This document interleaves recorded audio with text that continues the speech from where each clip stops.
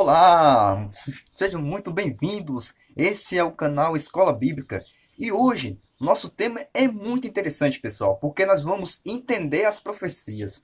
Nós sabemos que as profecias bíblicas, principalmente as profecias de Apocalipse e de Daniel, têm muito a ver com nossos tempos e também com o futuro. Então nós precisamos mais do que nunca estudar acerca dessas profecias. Então venha comigo, roda a vinheta, porque nós vamos estudar as profecias.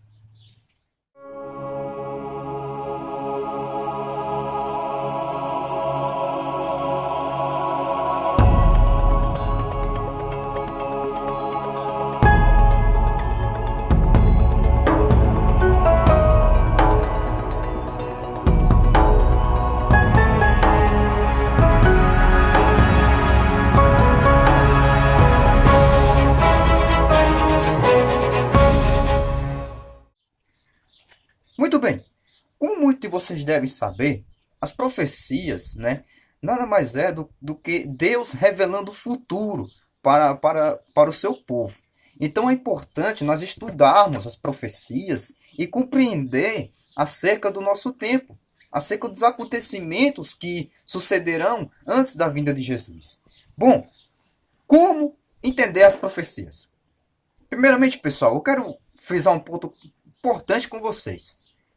A linguagem profética, a linguagem do livro de Apocalipse e Daniel, não trata-se de uma linguagem literal. Nós sabemos que a Bíblia ela é um livro, a Bíblia ela é um livro que contém 66 livros.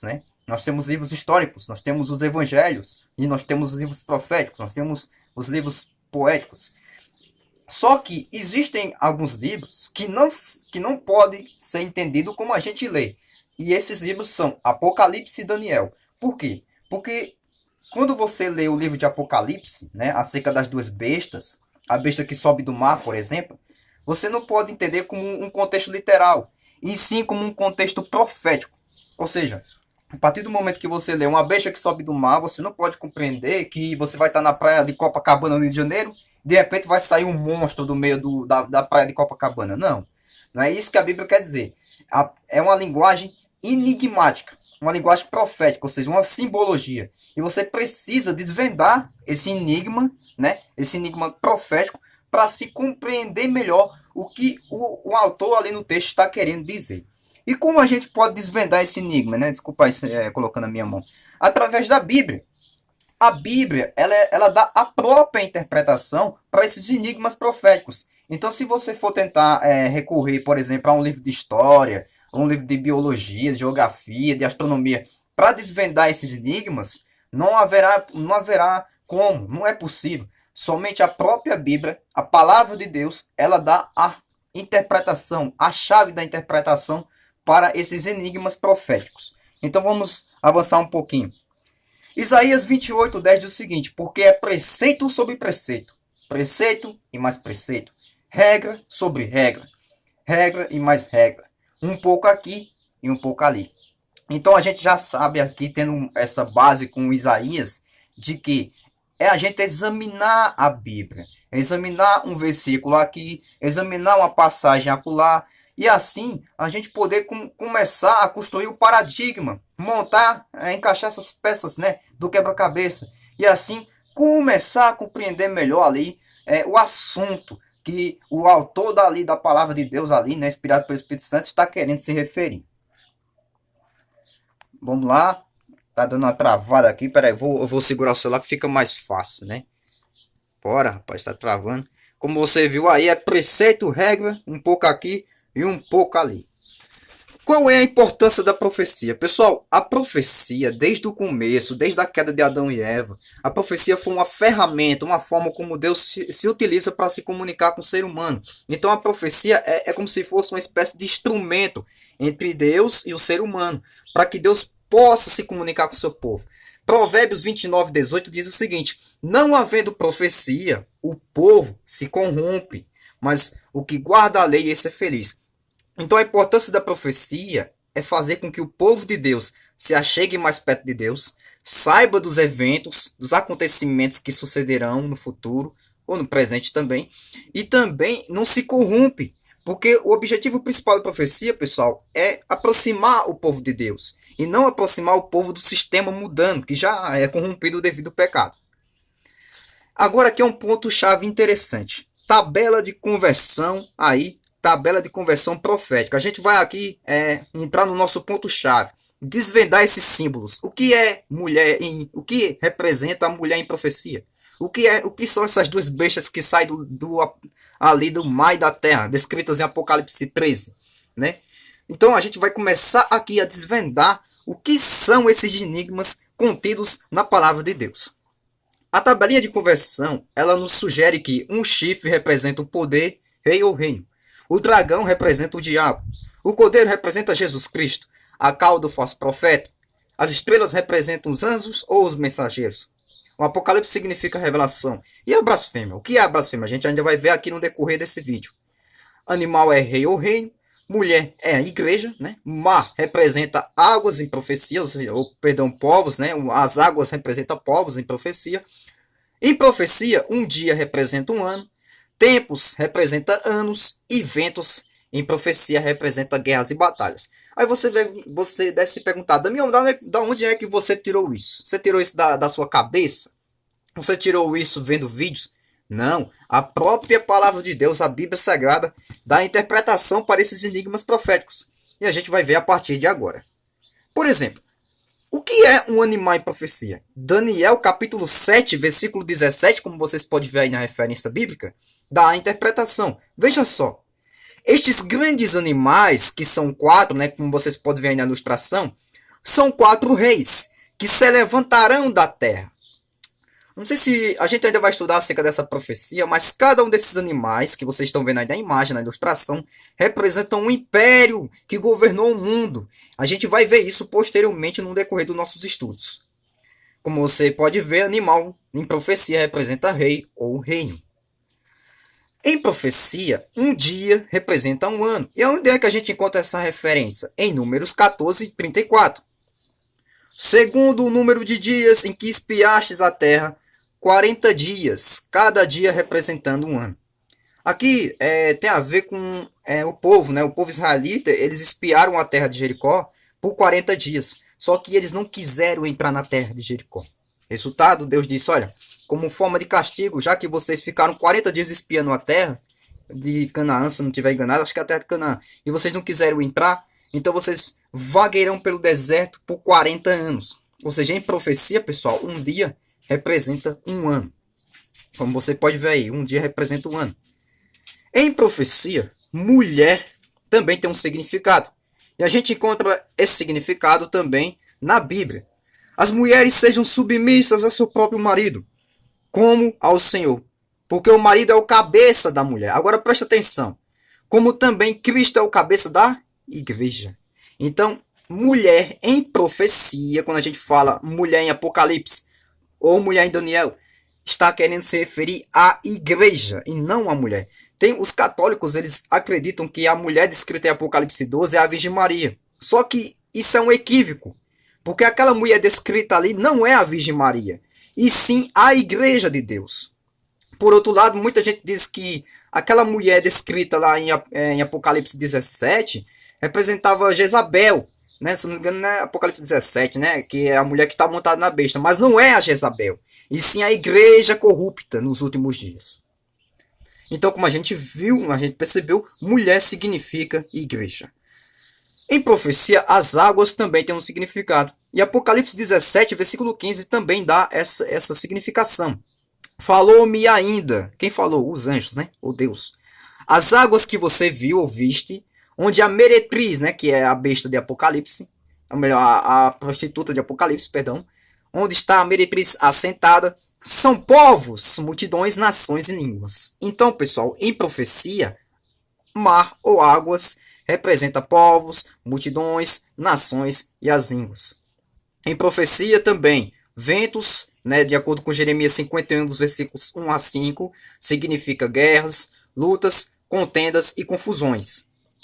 Bom, essa daqui a gente nem precisa recorrer muito à Bíblia, né? Porque quase todo mundo sabe que o Cordeiro de Deus que tira o pecado do mundo é Jesus Cristo.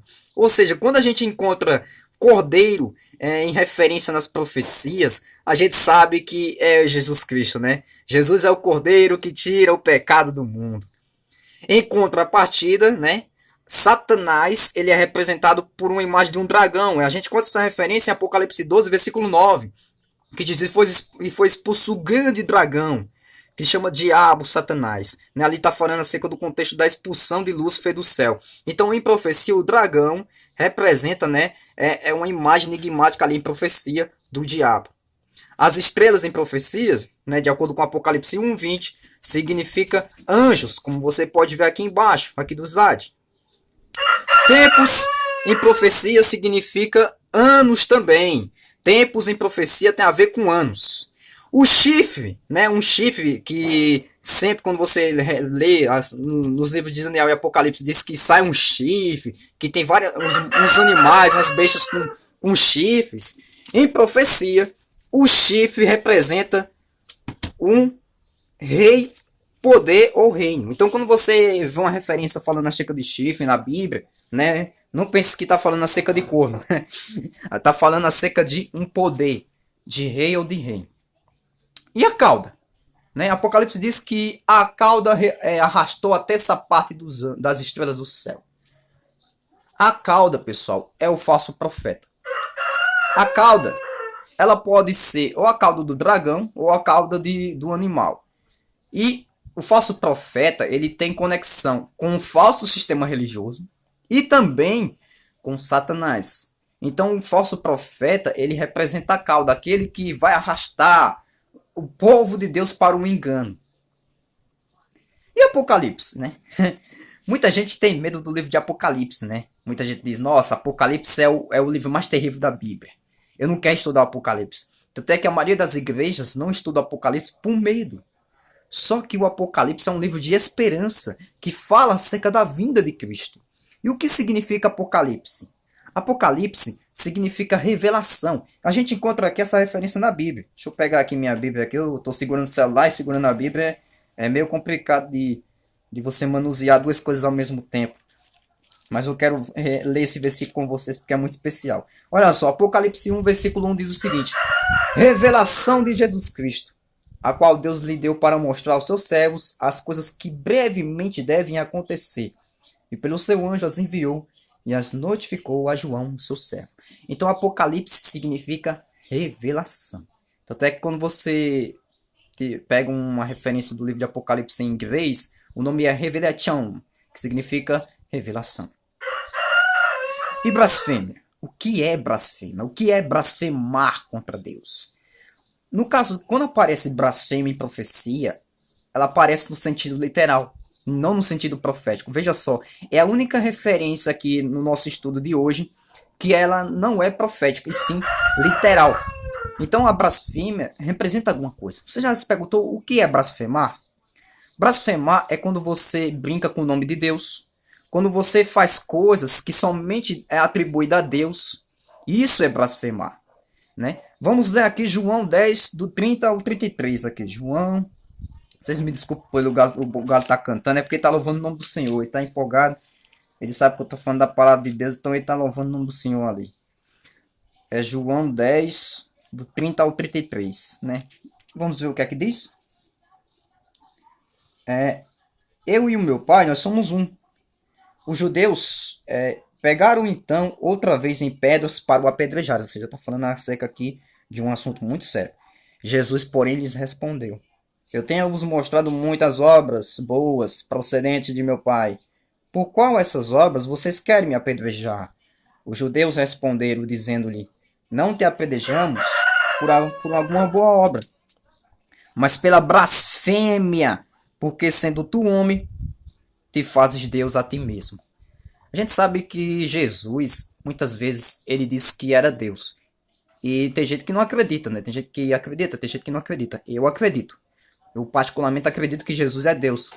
Porque se Jesus estivesse blasfemando, como os escribas e fariseus estavam dizendo aqui, Jesus tinha pecado.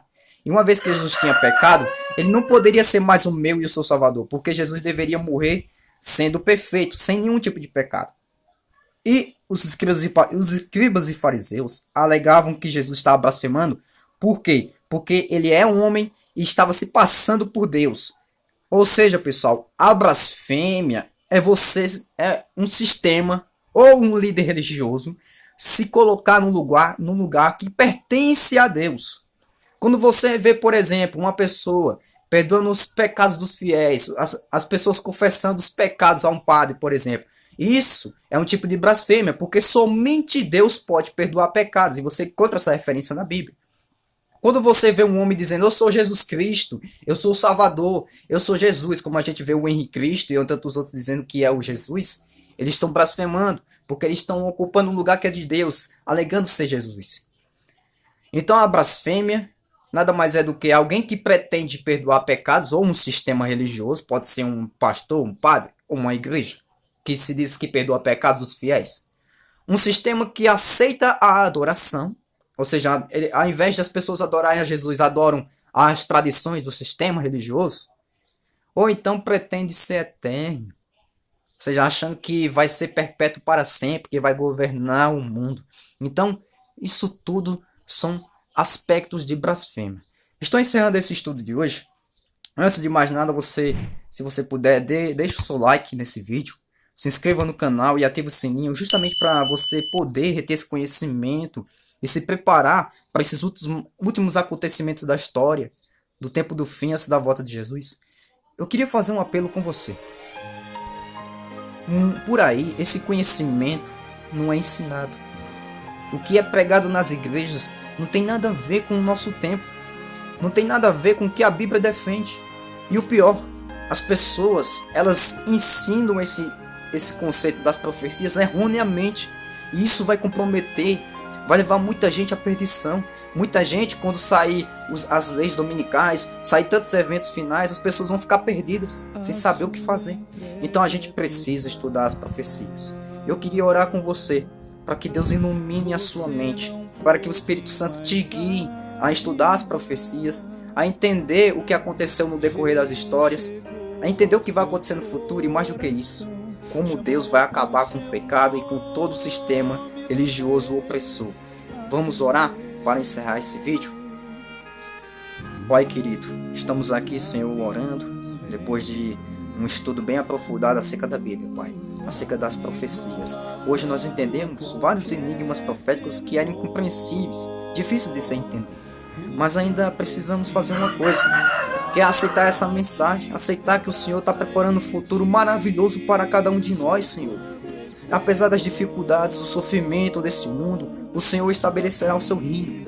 Então que nós possamos nos apegar nas suas promessas, naquilo que o Senhor prometeu para cada um de nós. Nós oramos em nome de Jesus.